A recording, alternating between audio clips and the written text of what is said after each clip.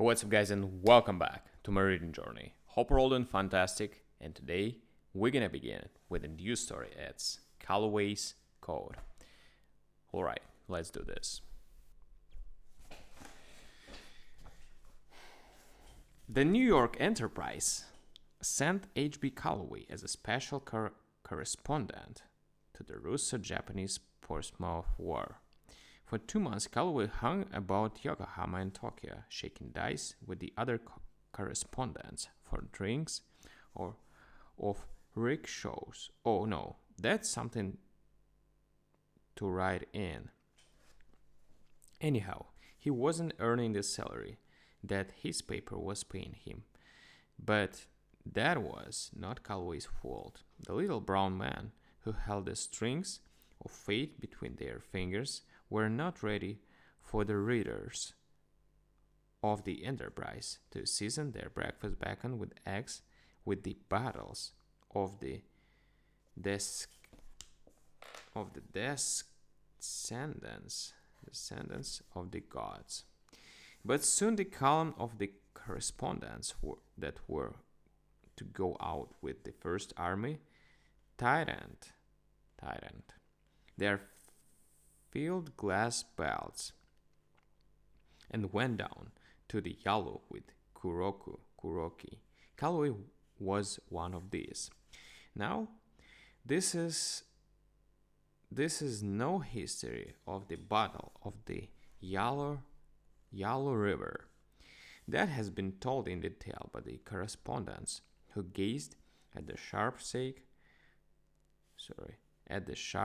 sharp-nose smoke rings from a distance of 3 miles. But for justice' sake,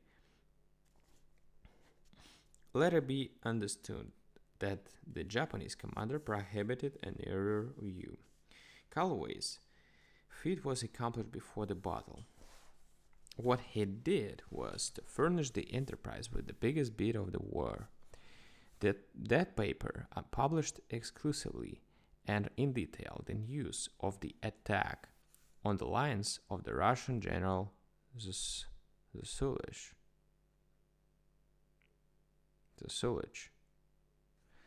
On the same day that it was made. No other paper printed a word about it for 2 days afterward except the London paper, whose account was absolutely incorrect and untrue. Calloway did this in face of the fact that General Kuroki was making his moves and laying his plans with the profoundest secrecy as far as the world outside his camps was concerned. The correspondents were forbidden to send out any news whatever of his plans, and every message that was allowed on the wires was censored with rigid severity. The correspondent for the London paper handed in a cablegram describing Kuroki's plan, but as it was wrong from beginning to end, the censor grinned and let it go through. So there they were, Kuroki on one side of the Yalu with 42,000 infantry, 5,000 cavalry, and 124 guns. On the other side, the Zulich waited for him with only 23,000 men and with a long stretch of river to guard. And Calloway had got hold of some important inside information that he knew would bring the Enterprise staff around a cablegram as thick as flies around a Park Row lemonade stand. If he could only get that message past the censor, the new censor had arrived and taken his post that day. Calloway did the obviously proper thing. He lit his pipe and sat down on a gun carriage to think it over. And there we must leave him, for the rest of the story belongs to Wesley, a $16 a week reporter on the Enterprise. Calloway's cablegram was handed to the managing editor. At 4 o'clock in the afternoon, he read it 3 times and then drew a pocket mirror from a pigeonhole in his desk and looked at his reflection carefully. Then he went over to the desk of Boyd, his assistant. He usually called Boyd when he wanted him, and laid the cablegram before him. "It's from Calloway," he said. "See what you make of it."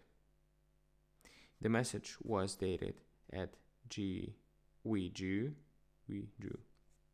and these were the words of Wade. "Foregone preconcerned rush, witching ghost, muffled rumor, mind dark silent, unfortunate Richmond, existing great, hotly brewed, select, muted, parlows, beggars, yeah, angel, incontrovertible."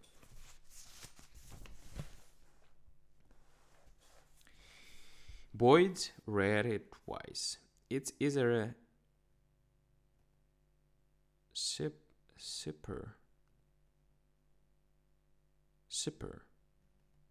or a sunstroke," he said. Ever hear of anything like a code in the office, a secret code?"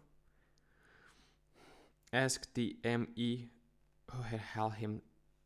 who had held his desk for only 2 years. Managing editors come and go. "None, except the vernacular that the lady specials write in," said Boyd. "Could it be an acrostic, could it?" "I thought of that," said the M.E. managing editor.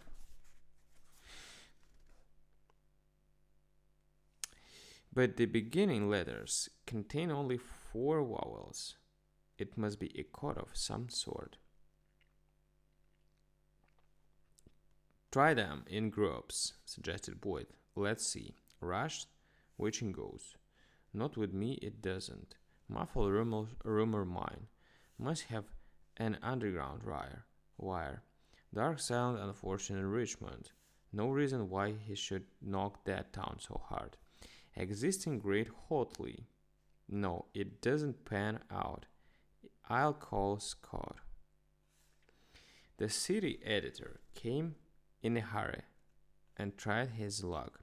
A city editor must know something about everything, so Scott knew a little about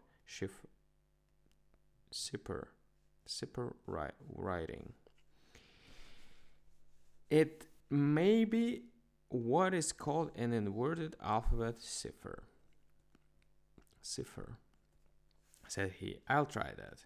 R seems to be the offense to use initial letter, with the exception of M. Assuming R to mean E, the most frequently used vowel. We transpose the letters so." Scott worked rapidly with his pencil for 2 minutes and then showed the first word according to his reading. The word SCEGGTZES.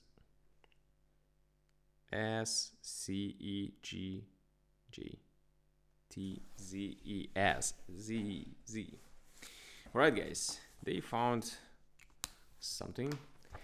They don't know what, but let's figure out tomorrow on the next part of this interesting story. So, thank you for joining me today and see you tomorrow. Bye.